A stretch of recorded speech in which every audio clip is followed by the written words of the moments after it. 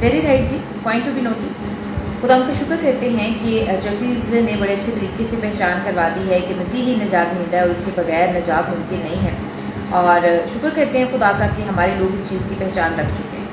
अब ये पॉइंट मुझे बड़ा ज़बरदस्त लगा कि एक प्लेटफॉर्म होने की ज़रूरत है एक दूसरे की मदद करने के लिए।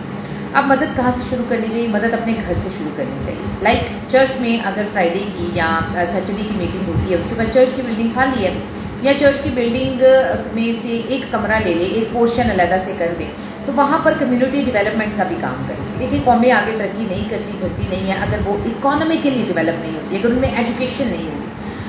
देखिए हम इस बात से बिल्कुल भी बेखबर नहीं है कि जितने भी नबी पैगंबर बाइबल मुक़द्दस में हम पढ़ते हैं अमीर तरीन लोग थे, उनके पास स्किल्स थे, उनके पास एजुकेशन थी और वो दूसरों की मदद करने वाले थे, मदद लेने वाले नहीं थे। तो ये कम्युनिटी डेवलपमेंट तभी होगी जब हम अपने बच्चों को एजुकेशन में और इकोनॉमिकली और बिजनेसेस में आगे लेकर जाएंगे।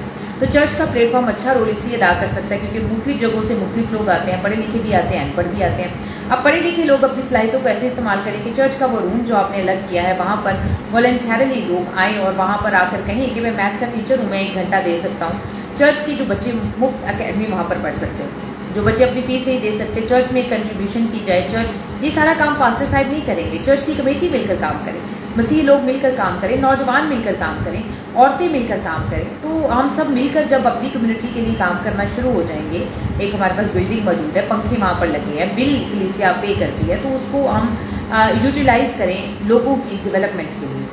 मुख्तलिफ छोटे छोटे प्रोग्राम चलाए जा सकते हैं, बच्चों को आईटी इंफॉर्मेशन टेक्नोलॉजी में आगे लेकर जाएं। मैंने कहा कि हम कंप्यूटर कोर्सेज करवा सकते हैं, वहाँ पर पास्टर साहिब चर्च सारे मिलकर 2-3 कंप्यूटर वहाँ पर रखवा दें और बच्चों को बोलें कि आप 1 घंटा आएँ, आधा घंटा आएँ, आपको कंप्यूटर सिखाया जाए। सिखाएगा कौन? चर्च का कोई एक नौजवान खड़ा हो जाए, वो कहे जी मैं 1 घंटे की क्लास लिया करूँगा।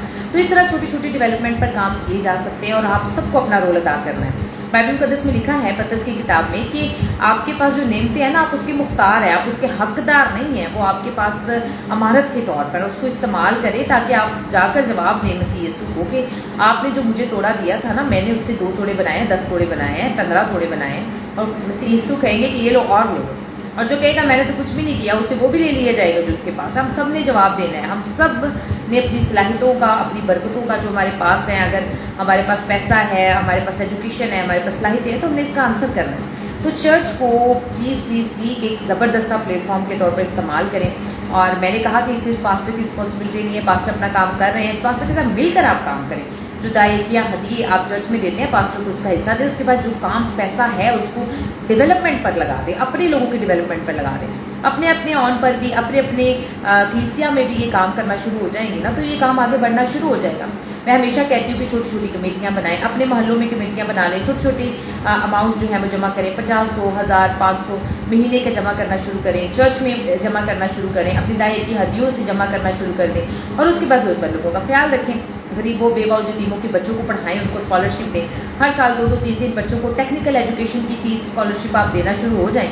तो मेरे ख्याल में हर 2 साल में, 4 साल में 3-3, 4-4, 10-10 बच्चे अगर एक चर्च में से टेक्निकल एजुकेशन में आगे निकलना शुरू हो जाए, तो ये छोटी छोटी क्या कहते हैं झाड़ू मारने वाली और हर किस्म की क्या कहते हैं, मैं किसी काम को छोटा नहीं कहती हूँ, लेकिन जो सिर्फ मसीहियत के साथ मंसूब कर दी गई हैं नौकरियाँ, उनमें से आप निकल जाएंगे। कैसे निकलेंगे? जब एजुकेशन होगी। कैसे निकलेंगे? जब आपके पास टेक्निकली स्किल होंगे। जैसे मैं अपने ही चर्च की बात करती हूँ, खुदा उनका शुक्र करते हैं, ब्रदर हनूक है, वो हमेशा चर्च प्लेटफॉर्म से ऐलान करते हैं कि मेरा अपना बिजनेस है, तो मैं नौजवानों को सिखाना चाहता हूँ मैट्रिक के बाद वो आ जाएं या 3 माह की जब छुट्टियाँ होती हैं, मेरे पास आएँ, सीखें आके कि किस तरह से बिजनेस करते हैं। ये वो माफ़ कीजिएगा, हमारे लोगों को चीज़ें अवेल करना भी नहीं आती। खैर कहना यही चाहती हूँ कि चर्च के प्लेटफॉर्म को बड़ी ज़बरदस्त तरीके से बाबरकत बनाया जा सकता है। हर चीज़ के लिए, हर काम के लिए फाइनेंशियल फंड्स की ज़रूरत होती है।